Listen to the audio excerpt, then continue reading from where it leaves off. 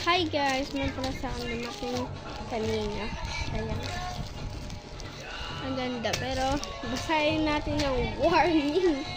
Binili ko is toys. Hindi ko alam kung bakit. Basahin natin. Toys in must be notifiers to be wet others to remove it before was Be, toys nga itong binili ko. Para bawal dito sa Cheers All. Tara. Buksan na.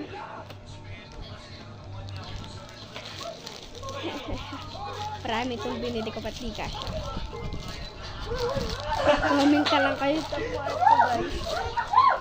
Ang dami talaga nyo. No.